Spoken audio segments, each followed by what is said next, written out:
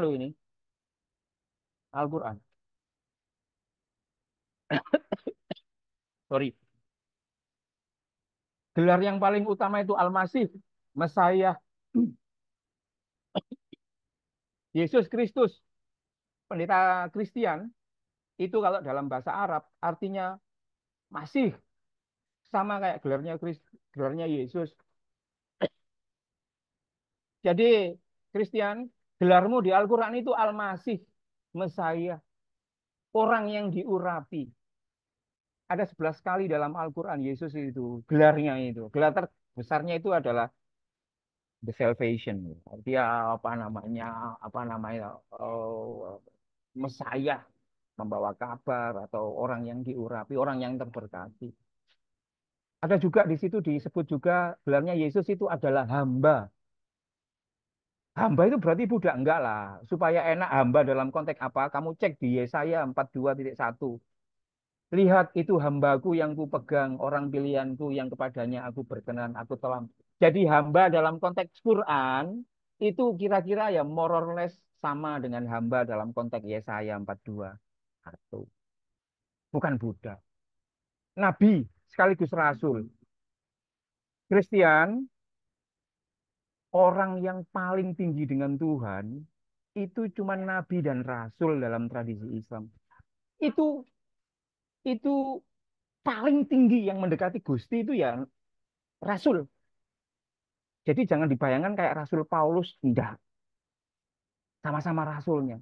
Messenger itu jadi yang rasul di sini itu Adam, Ibrahim, Musa, itu level rasul, Muhammad, Isa. Kecuali kalau Paulus disejarkan dengan Musa loh ya. Kan enggak loh. Musa lebih tinggi. Ya, angin aku katakan. Jadi kalau Tuhan dan ini manusia, ini Tuhan, ini manusia, maka apa derajat tertinggi yang sangat mendekati Tuhan itu rasul, itu rasul kayak gitu.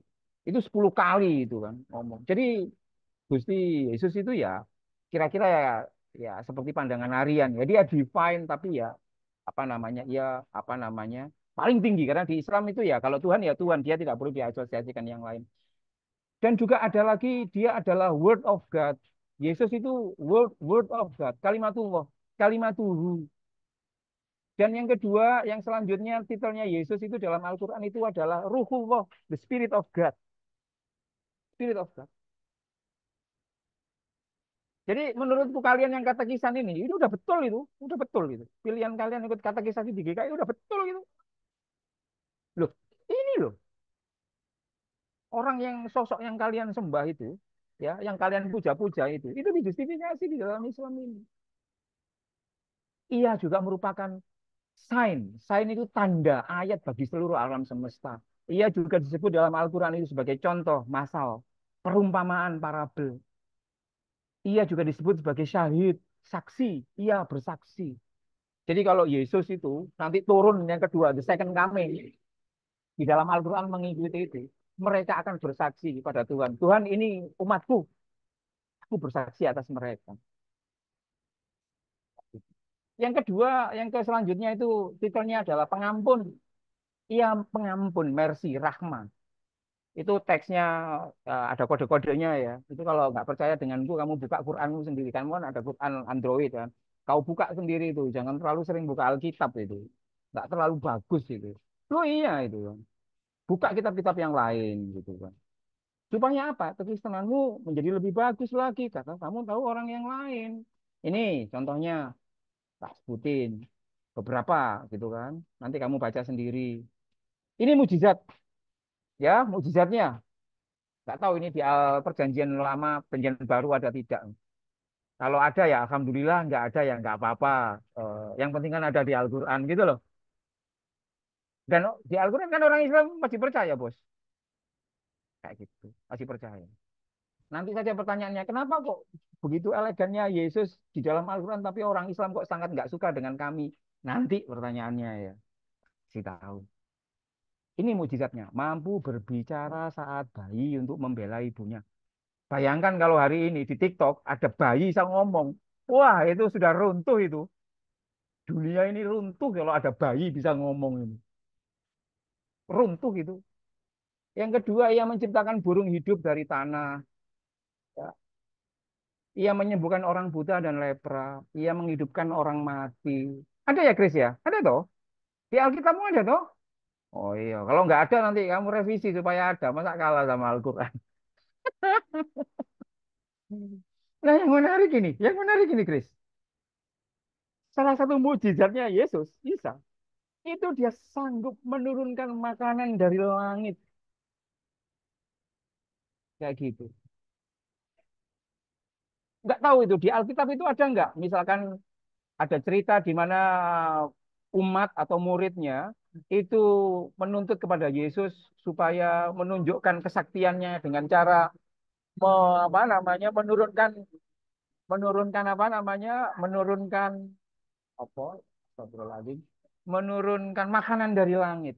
Tak bacakan supaya kalian yakin kalau aku bisa bahasa Arab. Qala Isa bin Maryam Allahumma rabbana anzil alaina ma'idatan minas sama'i takuna lana aidan li awwalina wa akhirina wa ayatan minka warzuqna wa anta khairur razikin. Yesus putra Maryam, Isa putra Maryam berdoa. Jadi ini di ayat sebelumnya itu murid-muridnya Yesus itu ngomong, Gusti, apa Lord, bisa nggak kamu turunkan makanan itu di ayat sebelumnya? Yesusnya santai saja, bertakwalah, jadilah kamu beriman. Jadi dijawab beliut gitu, tapi terus didesak dia. Dia terus didesak oleh murid-muridnya. Kami ingin menikmati hidangan itu. Lalu Yesus doa ini. Rabbana anjil alaina ma'idatan minas sama'i takuna lana aidan li awwalina wa akhirina wa ayatan minka. Gitu. Lalu turunlah itu. Turun itu. Tentu saja bagi yang percaya. Tapi ini Al-Quran ya. Ini nggak ngomong soal dogma. Di Al-Quran itu salah satunya. Aku membayangkan kan misalkan ada satu set makanan itu turun dari dimakan ini. Dimakan ini. Kayak gitu. Ini doain, ini jadikan doa di kami. Kalau kami besok belum tentu bisa makan, maka kami biasanya mewirid doa ini. Jadi Chris, kalau kamu misalkan besok belum gajian, nggak ada duit uang, terus padahal eh, lusa itu harus bayar SPP anak, kalau doa di Alkitab belum cukup kuat, ya kamu doanya Yesus di Al-Quran ini. Nanti tak ajari kamu. Enggak kalau jadi Islam kamu. Allahumma Rabbana anzil alaina ma'idatan minas sama'i takuna lana aidan di awalina wa akhirina wa ayatan minka. Gitu. Ini biasanya aku irit ketika wesel transferan belum datang, aku ya doanya doa ini aja. Supaya datang. Padahal ini doanya Yesus kepada murid-muridnya. Ini Al-Quran loh ya. Ini Al-Quran loh. Gitu. Kamu dulu kelas Islamologimu kan nggak pernah diajari kayak gini, guys. Nggak pernah itu di UKDW nggak ada itu. Gitu. Jadi ini menurutku menarik seperti itu.